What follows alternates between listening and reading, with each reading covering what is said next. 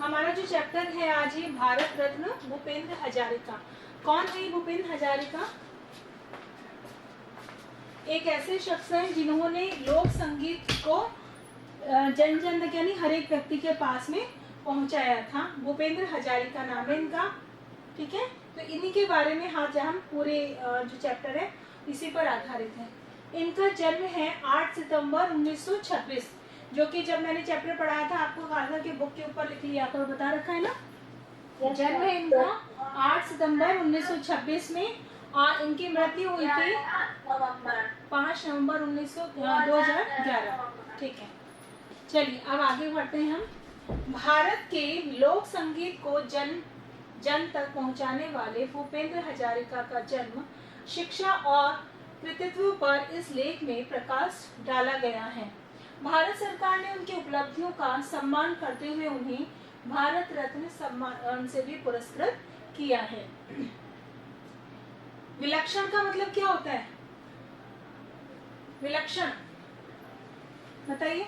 First line में लिखा हुआ है अपनी, यानी कि कोई चीज अगर कोई विशेष होती है, कुछ खास बात होती है, वो हमारी क्या कहलाती है? विलक्षण कहलाती है। जैसे आप मान लीजिए आप कोई बच्चा डांस में ज़्यादा इंटेलिजेंट है, कोई ड्राइंग में है, कोई मैथ सब्जेक्ट में, किसी का इंग्लिश बहुत अच्छा है, तो इस तरह इसके अलावा जो एक्टिविटीज़ है उनमें आप हों, तो यानी कोई विशेष आप में गुण हो या विशेष लक्षण आप में दिखते हैं तो वो हमारे विलक्षण कहलाता है, विलक्षण शब्द कहलाता है, ठीक है। कोई खास चीज़ अपनी विलक्षण आवाज से लाख, गुड आफ्टरनून, अपनी विलक्षण, विलक्षण मतलब खास आवाज से, एक तो नॉर्मल आवाज होती है और हमको कई बार क्या होता है किसी की आवाज बहुत अच्छी लगती है कि इनके बोलने का तरीका बहुत अच्छा है, ढंग बहुत अच्छा है, आवाज बहुत अच्छी है, तो जो इन हजारिका हैं उनके भी जो आवाज में एक जादू था और अपनी विलक्षण आवाज से लाखों लोगों को प्रशंसक बनाने वाले कवि,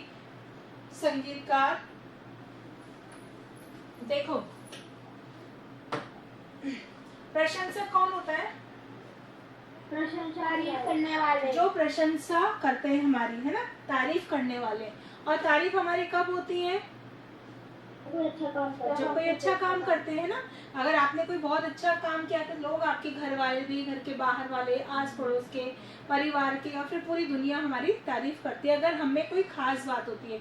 लेकिन उस खास बात को करने के लिए, तारीफ को सुनने के लिए हमको कुछ खास काम भी करने पड़ते हैं, है ना, खास मेहनत करनी पड़ती है उसके लिए। कोई सा भी शौक हो लेकिन उसमें मेहनत करना अत्यंत आवश्यक है। तो यहाँ पर हजारिका के लिए बता रहे हैं कि अपनी विलक्षण आवाज से लाखों लोगों को प्रशंसक बनाने वाले कवि, यानी कि लाख, सोचो हमें केवल कितने लोग जानते हैं? आपके मम्मी पापा जान रहे हैं, मम्मी पापा के कारण आपके आस पड़ोस के लोग जानते हैं, या फिर हमारे को स्कूल वाले जानते हैं, है ना। लेकिन अगर हम दुनिया में अपना नाम रखें तो कोई हमको जानता है क्या? नहीं जानता। हमें ज्यादातर लोग तब जानेंगे जब हम कोई विशेष काम करते हैं, ठीक है, और विशेष काम तभी होगा जब हमें वो काबिलियत होगी। तो यहाँ पर जो कवि हैं कौन? भूपेंद्र हजारिका, वो क्या, उनमें देखो क्या, उनको लाखों लोग, यहाँ पे लिखा है लाखों लोग, लोगों को प्रशंसक, यानी लाख लोग उनकी प्रशंसा, 1 लाख नहीं लाखों लोग उनकी प्रशंसक है, यानी प्रशंसा करने वाले हैं। और वो प्रशंसा क्यों करने वाले हैं? देखिए, कवि, संगीतकार, गायक, अभिनेता, पत्रकार, लेखक और निर्माता भूपेंद्र हजारिका ने असम की समृद्ध लोक संस्कृति को गीतों के माध्यम से सारी दुनिया में पहुंचाया। यानी कि केवल वो गायक ही नहीं है बल्कि कवि भी हैं, संगीतकार भी हैं, गायक भी हैं, अभिनेता भी हैं, पत्रकार भी हैं, लेखक भी हैं। इतनी सारी क्वालिटीज अगर इसी एक व्यक्ति में होगी तो उनको दुनिया जानेगी या नहीं जानेगी? जानेगी ना। यानी कि हमें अपने जीवन के उद्देश्य जब लेकर चलते हैं तो हमें केवल ये नहीं कि सिर्फ सो गए, उठ गए, खाना खा लिया, थोड़ा बहुत मम्मी पापा ने डांटा है, टीचर ने बोला तो हमने पढ़ लिया, बस हमारी दिनचर्या खत्म हो गई, नहीं। बल्कि हमें जीवन में अगर आगे तक पहुंचना है तो हमें बहुत सारी चीज़ों को एक साथ लेके चलना चाहिए। इसमें आगे है, सारी दुनिया में पहुंचाया। संगीत प्रेमियों के लिए हजारिका प्रेम, प्रकृति और मानवीय संवेदनाओं के गीतकार भी रहे हैं। मानवीय संवेदनाओं का मतलब क्या है? क्या है संवेदना का मतलब? सहानुभूति। सहानुभूति रखने वाला, है ना, उससे अटैच रहने वाला। मानवीय संवेदनाओं के भी गीतकार रहे हैं। वे ऐसे विलक्षण कलाकार थे जो अपने गीत स्वयं लिखते और संगीतबद्ध करते थे। यानी वो लिखने का भी शौक रखते थे और लिखने के साथ साथ उनको संगीत भी करते थे, यानी गाते भी थे, उसको संगीत भी देते थे। उन्हें दक्षिण एशिया के श्रेष्ठतम सांस्कृतिक दूतों में से एक माना जाता है। भूपेंद्र हजारिका के गीतों ने लाखों दिलों को छुआ है ना, यानी लाखों दिलों को छुआ मतलब लाखों लोग उनको पसंद करते हैं, उनके गीतों को पसंद करते हैं, उनकी आवाज को पसंद करते हैं। अपनी मूल भाषा असमिया के अतिरिक्त उनकी मूल भाषा कौन सी थी? असमिया। इसके अतिरिक्त, अतिरिक्त का मतलब होता है अलावा, अतिरिक्त के मतलब अलावा, यानी उनकी जो मूल भाषा वो तो असमिया थी, लेकिन उसके अलावा भी वो हिंदी, बांग्ला आदि अनेक भाषाओं के गीत भी गाते थे। कौन कौन से? साथ के साथ याद भी करते जाओ। कौन कौन से गीत गाते थे? हिंदी और बांग्ला, है ना, इन भाषाओं के, अनेक भाषाओं के गीत भी गाते थे। हजारिका की असरदार आवाज, असरदार मतलब दमदार आवाज, यानी आवाज में कुछ ऐसा हो कि हर लोग उसके को सुनने के लिए पसंद करे उसको, ठीक है। असरदार आवाज में जिन्होंने उनके गीत ओ गंगा तू बहती है क्यों और दिल हूं हूं करे को सुना, वह इस बात को अस्वीकार नहीं कर सकता कि भूपेंद्र दा का जादू उस पर अवश्य ही चला है, ठीक है। फिल्म गांधी में, इसके अंदर देखो, फिल्म गांधी टू हिटलर में, पिक्चर का एक फिल्म का नाम है गांधी टू हिटलर में उन्होंने गांधी जी का प्रिय भजन, कौन सा प्रिय भजन गांधी जी का?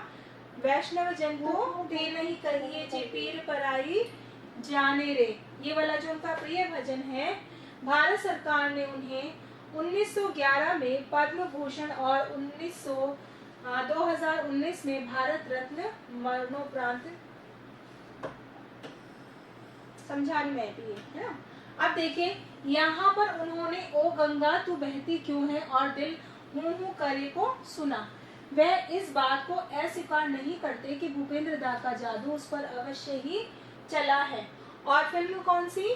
गांधी टू हिटलर में उन्होंने जो गांधी जी का प्रिय भजन था वैष्णव जन तो ते नहीं कहिए गाया, और इसलिए इस गीत को गाने पर उन्हें क्या मिला? भारत सरकार से 1911 में, भारत सरकार से 1911 में पद्म भूषण और 2019 में मरणोपरांत सम्मानित किया गया, मतलब मरने के बाद उनको भारत रत्न पुरस्कार दिया गया। भूपेंद्र हजारिका का जन्म 8 सितंबर 1926 को असम के तिनसुकिया जिले में सदिया में हुआ था। ये जगह का नाम है उनका। अगर हम इनमें पूछे कि उनका जन्म कहाँ हुआ था, तो जन्म हुआ था असम में। कहाँ जन्म हुआ था? असम में। लेकिन असम में जो जिला था तिनसुकिया, वहाँ का जिले का नाम है तिनसुकिया, सदिया में हुआ था। इनके पिता का नाम नीलकांत और माता का नाम शांति प्रिय था। माता पिता का नाम याद हो गया? पिता का नाम था नीलकांत और माता का नाम था शांति प्रिया। हजारिका के पिता मूलतः का मतलब होता है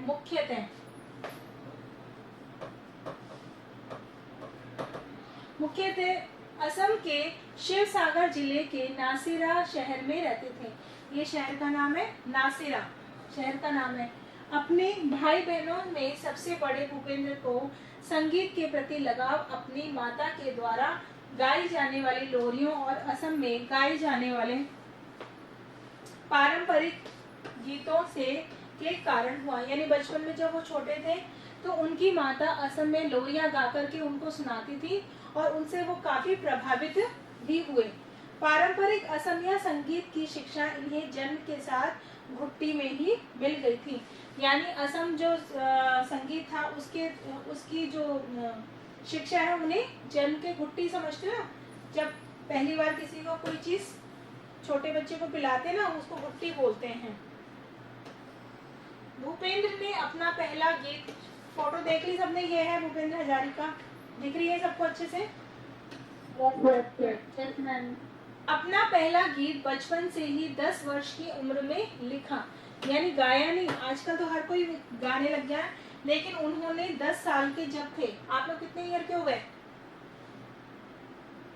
11-12 है ना? तो शायद मुझे याद है कि रिद्धि ने बताया था कि वो भी लिखती है ना, जब हमने चैप्टर लिख किया था तो उसको भी लिखना पसंद है। तो यहाँ पर वो जब वो 10 साल की आयु के थे तब उन्होंने अपना एक गीत लिखा और गाया, लिखा भी यानी उनके शब्द वर्ड भी उनके थे और उनको संगीतबद्ध भी उन्होंने ही किया था, यानी गाया भी उन्होंने था। उन्होंने 12 वर्ष की आयु में असमिया चलचित्र इंद्रमालती में काम किया। चलचित्र समझते हो किसे बोलते हैं? फिल्म को, हिंदी में फिल्म तो इंग्लिश वर्ड है और इसको क्या बोलते हैं? चलचित्र। फिल्म को बोलते हैं हम चलचित्र। कौन सी फिल्म थी? इंद्रमालती। 1935 में भूपेंद्र हजारिका के पिता, क्या नाम बताया था हजारिका के पिता का? क्या? हजारिका के पिता का नाम क्या बताया था मैंने अभी? नीलकांत। और माता का नाम क्या बताया था? शांति प्रिया। Shanti Priya, very good. कौन कौन से पुरस्कार मिले थे उन्हें? भारत रत्न, पद्म भूषण और भारत रत्न। भारत रत्न। मरणोपरांत उनको कौन सा पुरस्कार मिला था? भारत रत्न। भारत रत्न। ठीक है, समझ में आ गया? यहाँ तक हम रिवाइज प्रीवियस में करते जाएंगे। ओके। 1935 में भूपेंद्र हजारिका के पिता तेजपुर आ गए थे और यहीं से 1940 में भूपेंद्र ने मैट्रिकुलेशन की परीक्षा पास की। आगे की पढ़ाई के लिए वे गुवाहाटी चले गए, जगह का नाम है गुवाहाटी, वहां पर मैट्रिक की पढ़ाई करने के लिए चले गए और 1942 में गुवाहाटी के कॉटन कॉलेज में इंटरमीडिएट किया और आगे की शिक्षा के लिए भूपेंद्र बनारस यानी वाराणसी चले गए, जहां से 1944 में बीए और 1946 में राजनीति शास्त्र में एमए किया उन्होंने। बीए 1944 में और 46 में उन्होंने एमए किया। न्यूयॉर्क की कोलंबिया यूनिवर्सिटी में छात्रवृत्ति प्राप्त होने पर भूपेंद्र न्यूयॉर्क चले गए।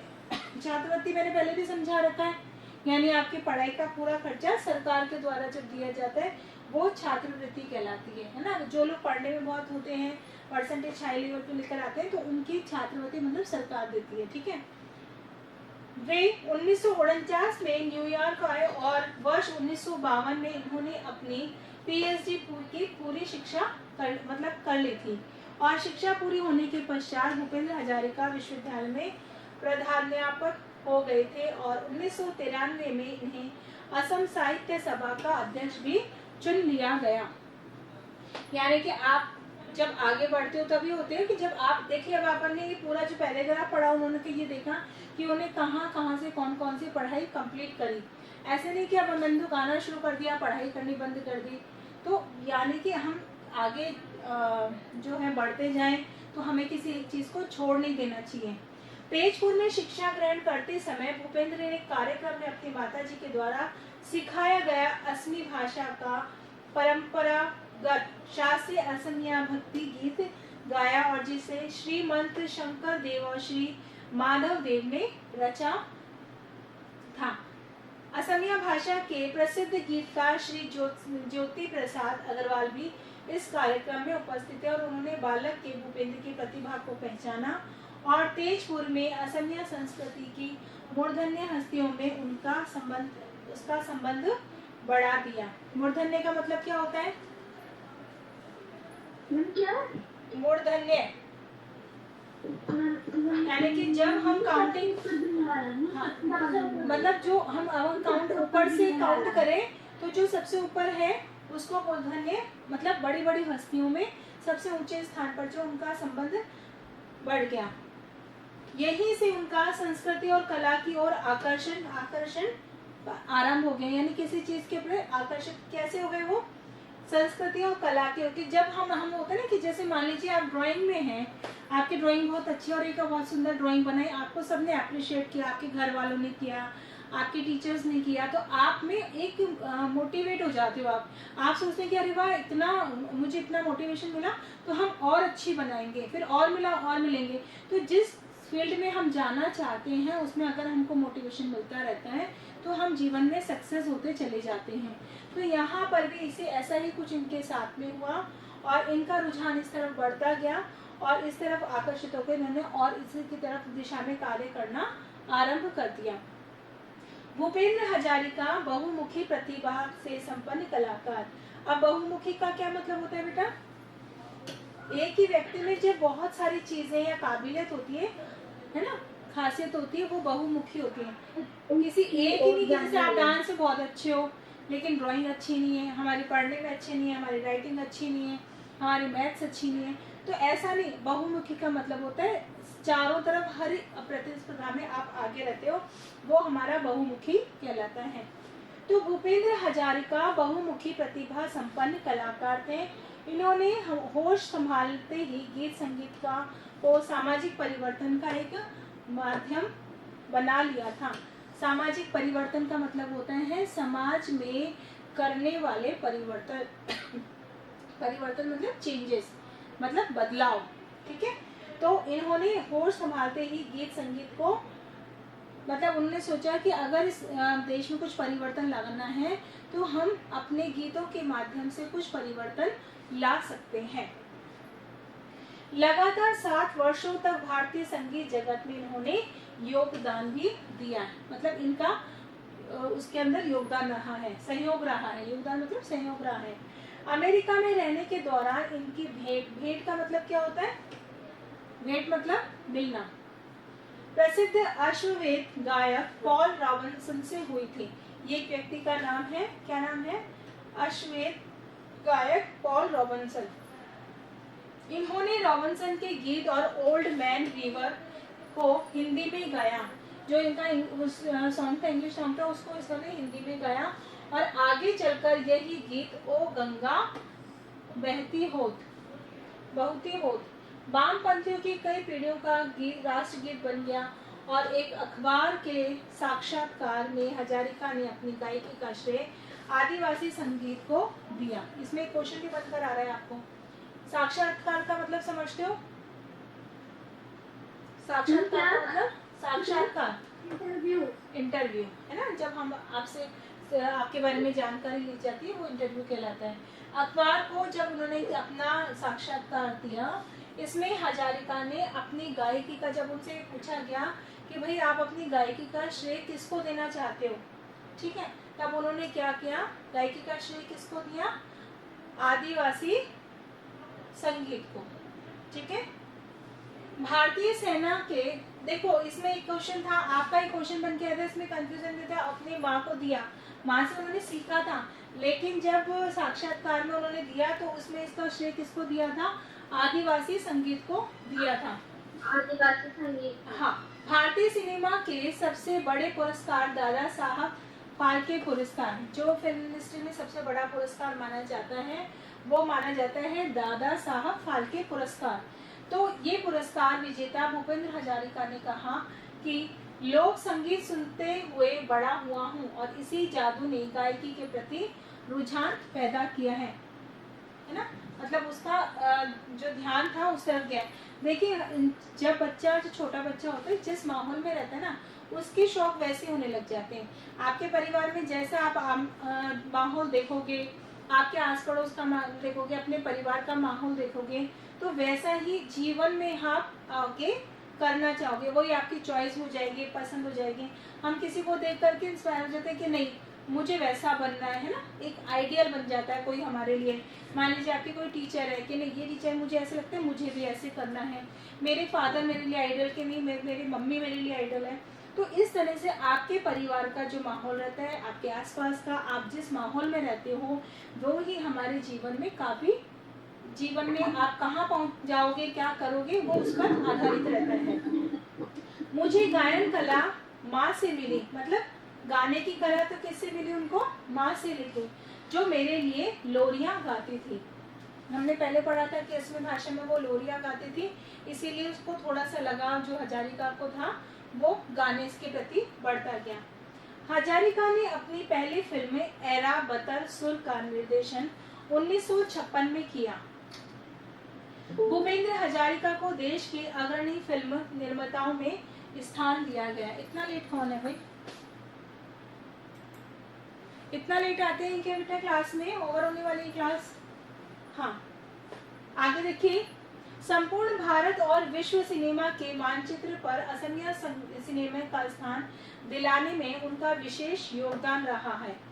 सिनेमा के माध्यम से उन्होंने पूर्वोत्तर के 7 राज्यों की आदिवासी संस्कृति को एकीकृत करके, मतलब एकीकृत का मतलब होता है एक जगह इकट्ठा कर देना, एकीकृत कर दिया है।